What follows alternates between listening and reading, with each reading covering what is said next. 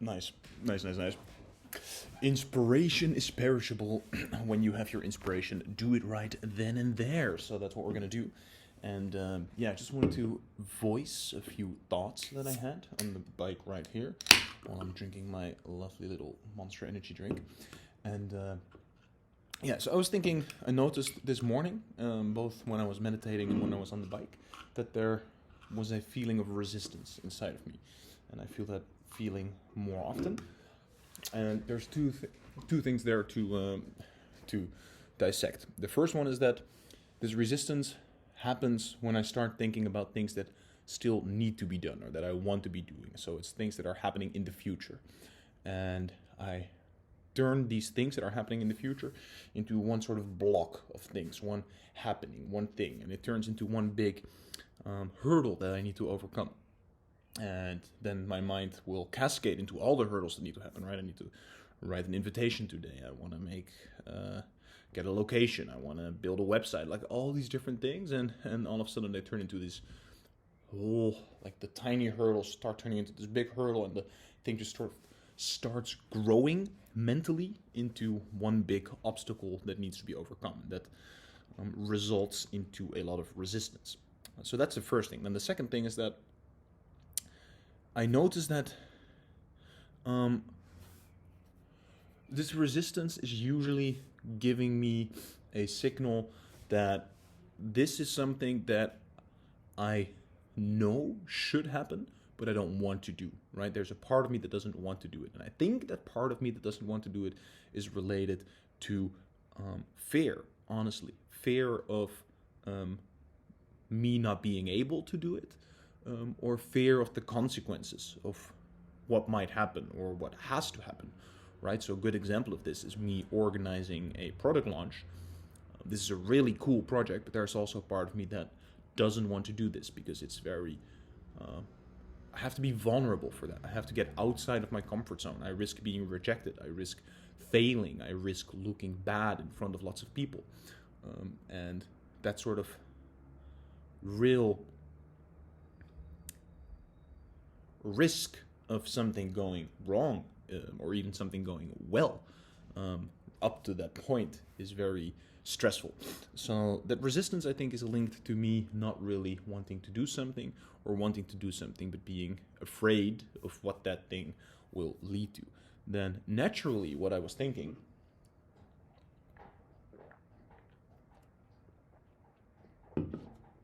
nice. What I was thinking on the bike is, when I'm feeling this resistance, what I should and what I want to do is lean into it, right? So instead of treating this resistance as something to get away from, treat it as a signal that that is something that I want to go towards, right? Because I'm feeling this resistance, and that is masking this whole,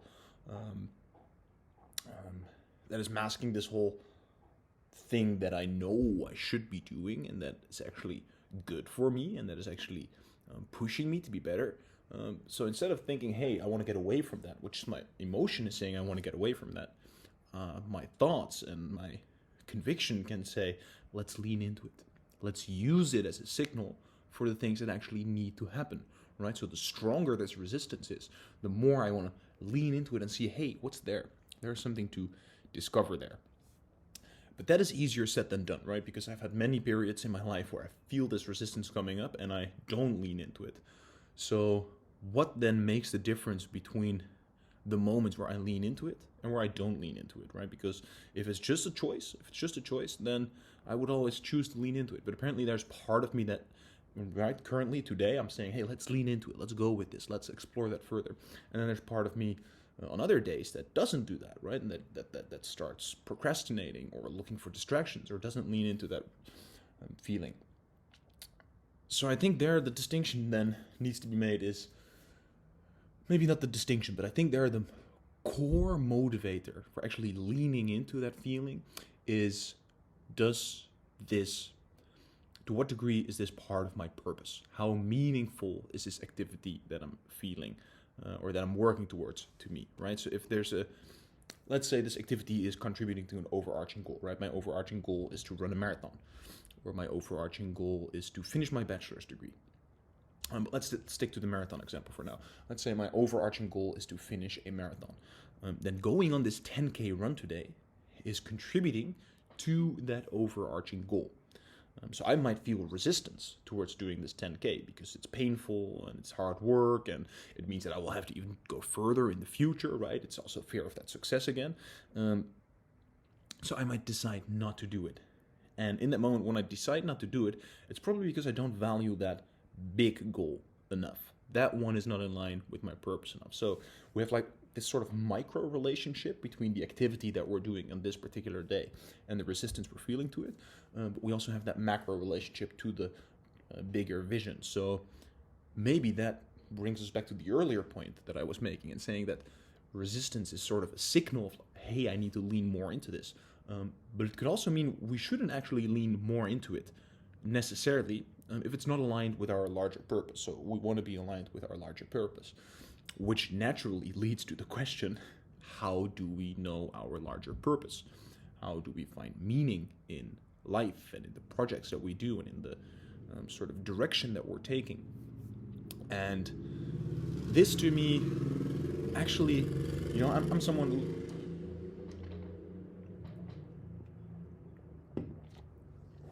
who thinks a lot about this. And I think to a certain degree, you can engineer this process. But I also think to a certain degree, you cannot engineer this process. And it's a sort of serendipitous encounter or a serendipitous environment that brings this forth. To illustrate what I mean, for the last year, I've been working on a project, and there's been moments and periods where I felt that I was quite aligned with my life purpose and with things that are meaningful to me.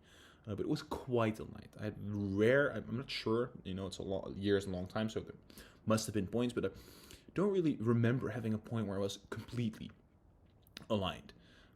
I also wasn't completely unaligned, but it definitely wasn't as aligned as I could have been. And that makes me wonder, as someone who's into this, as someone who's actively exploring this, I'm reading books, I'm listening to podcasts, I'm having conversations, I'm exploring new projects, I'm exploring new things, ideas, I'm writing, I'm creating, I'm speaking, I'm doing all these different things to sort of try to figure out where this purpose for myself is.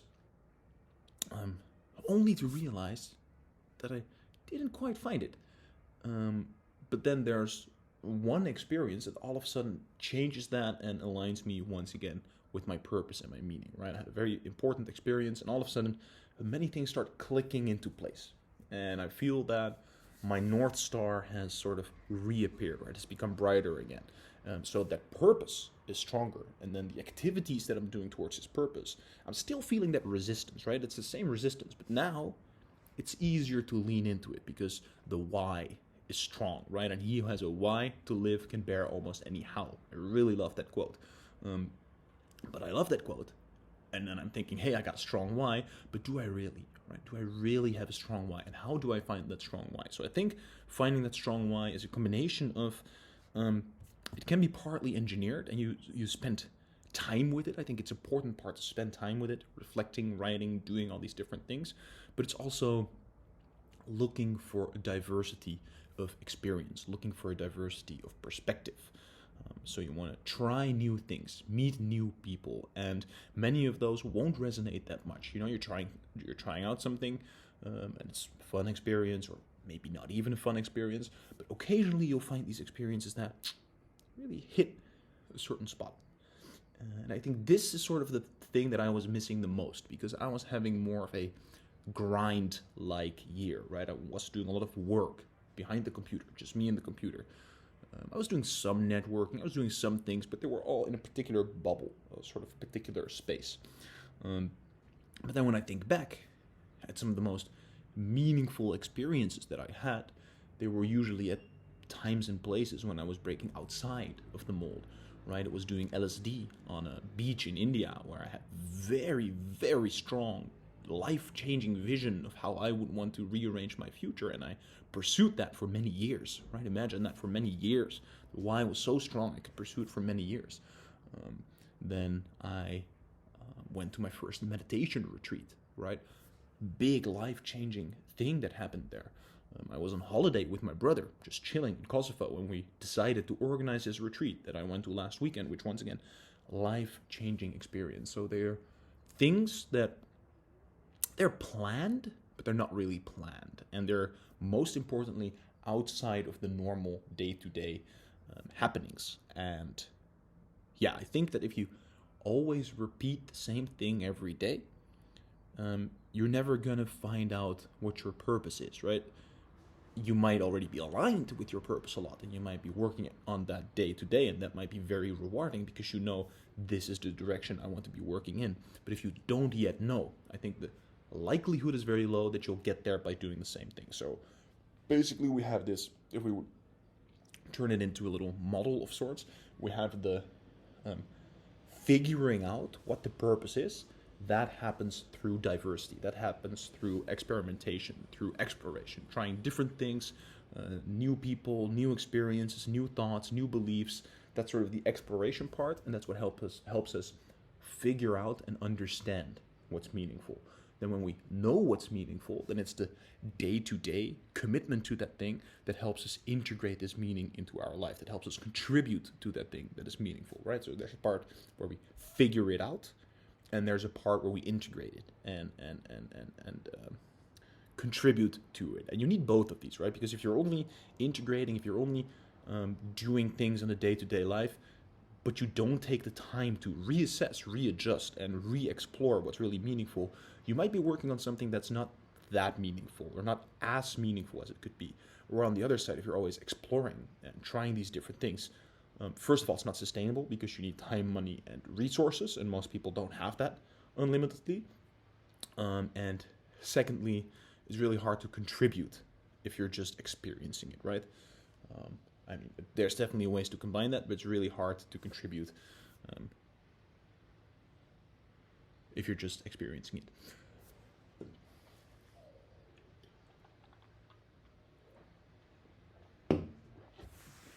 So then, there is one more point.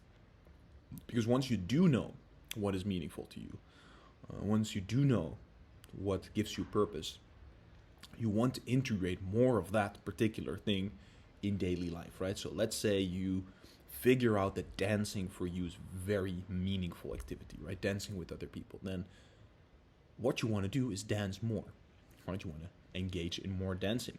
And you could say, I'm going to take dancing classes once a week, or I'm going to dance every single day. There's all these different things that you can do. But the beauty is if you can not only integrate that for yourself and facilitate that for yourself, but if you can also facilitate it for other people, because that's really where you get much more meaning, once again, because it's very meaningful to contribute to others and not just to yourself. And it also creates a community, or it creates a environment in which this thing can really flourish, because there's only so much dancing you can do by yourself. There's only so much dancing you can do once a week in a dancing class. But if you start a dancing school, or you organize a dancing festival, you really allow this thing that's so beautiful and meaningful to you to flourish, right? To come out into the open and to really excel and show its true colors.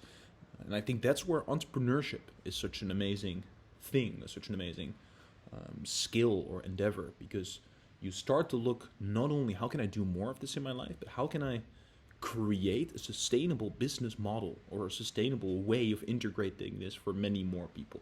And that could be your local dancing school, but it could also be something much broader, right? Organizing big retreats, starting a dancing YouTube channel, selling dancing courses,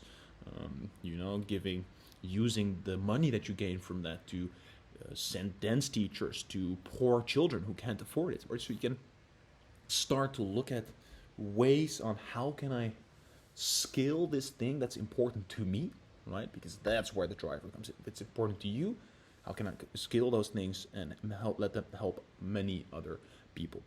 And now that I'm saying this out loud, I think this is also sort of what Naval Ravikant talks about when he says you don't just want to have product market fit, right? So there's a product that fits the needs and the wants of the market, right, of the people. So let's say, hey, I got my dancing school, and there's people in the neighborhood that want to dance, so the product and the market, they fit, but there's product market founder fit, right? So not only do these two things need to connect, I need to be the ideal person to connect the two and to be involved with the two. And as with a triangle, all three sides should be connected to each other. So it's not just me being connected to the product and then the product to the market. It's not just me being connected to the market, to the people, but it's all three of them connected to each other, right? The person wants the dancing school. I want the dancing school, but I also want to help that person, right? I also want to help that person. I don't just want to have the dancing school for myself, but I want it also because I want to help that other person. So you have this triangle of things fitting together, and that's where really the magic happens, right? You got this big purpose, this thing that's really, really, really important to you. Marathon running. I want to run a fucking marathon. So instead of just running every day by myself, I find a group of people around me, right? The market, quote unquote, and then every single week we are going to go running together. We start this running group, and that would then sort of be the product. And then you have me being very aligned because I want to do this thing. I get people excited and motivated because I really want to do it. And that sparks their curiosity, that sparks their interest, that might help them find their life purpose, right? Because that diversity of experience happens because people are creating diverse experiences. People are doing new things. People are doing different things. So by doing interesting things, you also become interesting to other people, right? So you also get a way richer life by doing this. And then like that, you have this nice little triangle.